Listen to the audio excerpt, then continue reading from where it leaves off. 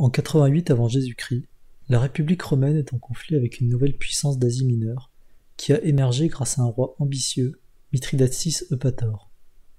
Ce deuxième conflit rentrera dans l'histoire à cause d'un événement sanglant, les vêpres éphésiennes, qui sera l'un des plus gros massacres de l'Antiquité, commis sur un laps de temps aussi court. Nous verrons le contexte qui poussa Mithridate à organiser un tel massacre, touchant uniquement les Italiens installés en Asie mineure.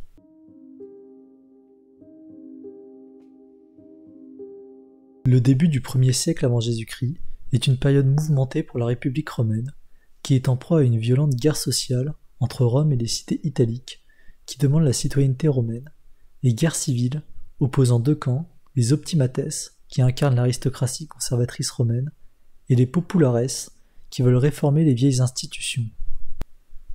La guerre sociale embrasait l'Italie. Elle opposa les Soxi, qui étaient les cités alliées de Rome, mais qui ne bénéficiaient pas de la citoyenneté romaine, et qui fournissaient une grande partie des soldats employés dans l'armée romaine. Plusieurs peuples se révoltèrent, comme les Samnites, les Mars, les Lucaniens et beaucoup d'autres. Ces révoltés s'organisèrent en un État appelé Vituldu, qui signifie Italie dans leur langue d'origine, et posèrent leur capitale à Corfinium, qui sera rebaptisé Italica, où siégeait leur sénat. L'objectif de ce nouvel État était de prendre la ville de Rome. Il enchaîna les victoires, mais ne parvint jamais à s'imposer. C'est un nouvel outsider qui apparaîtra durant cette période trouble pour Rome. Le royaume du Pont est une nation se situant en Asie mineure, sur les rives de la mer Noire. À sa tête depuis -111 se trouve Mithridate VI, dit Eupator, qui se révélera être un roi très ambitieux. Il étendra le royaume du Pont en conquérant les régions voisines, comme la Bithynie, la Cappadoce ou le Bosphore. Mithridate avait déjà tenté de conquérir ces régions de Cappadoce et de Bithynie une première fois, mais les rois en exil de ces régions demandèrent de l'aide aux Romains, et ceux-ci obligèrent Mithridate à rendre ces territoires en -95.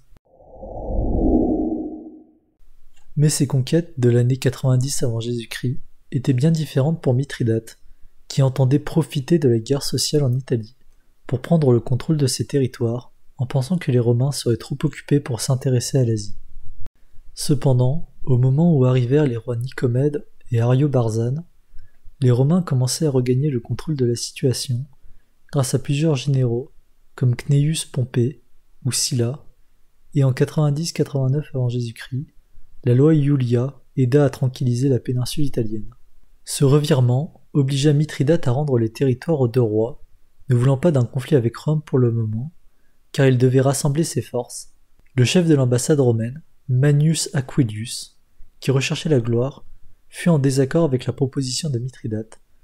Avec l'armée romaine du proconsul d'Asie et des troupes levées, il demanda à Mithridate de régler les frais engendrés, ce qu'il refusa.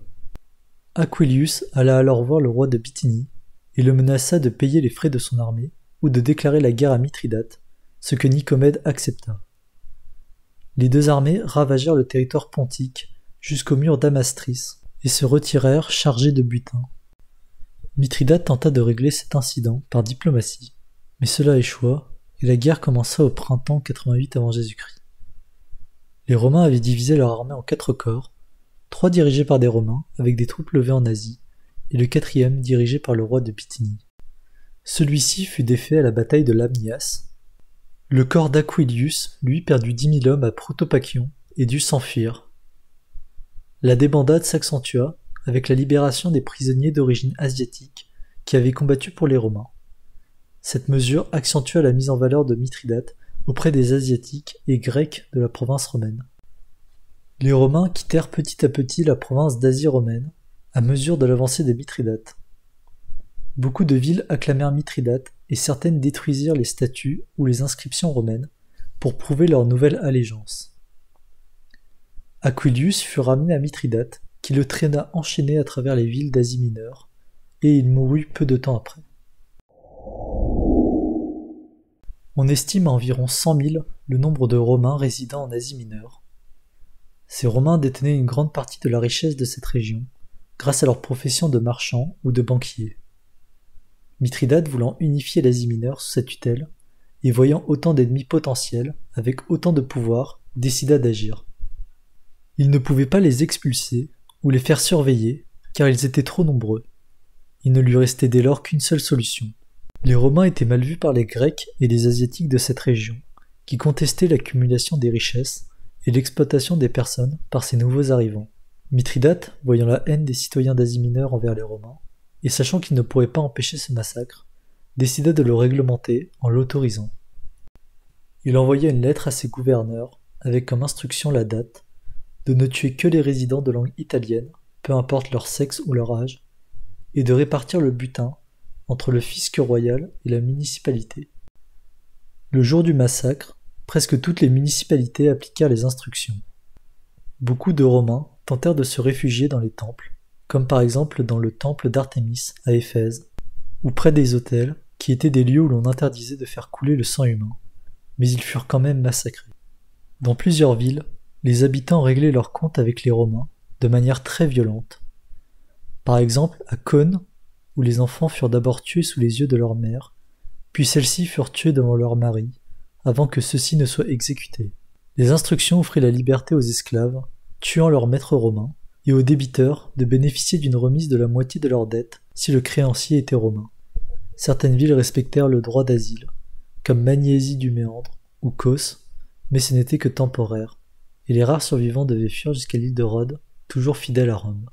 Au total, ces vêpres éphésiennes ont coûté la vie à environ 80 000 Romains, et rapporté un très gros butin à Mithridate, lui permettant d'exempter les Asiatiques d'impôts pendant 5 ans. Même si ces vêpres furent un succès pour Mithridate, en le rapprochant des Asiatiques, et en se forgeant une image de libérateur, elles marqueront la République romaine, qui sera en conflit permanent avec ce roi du Pont. Conflit qui ne sera ponctué que d'armistices, jusqu'à la destruction totale de ce nouvel empire asiatique.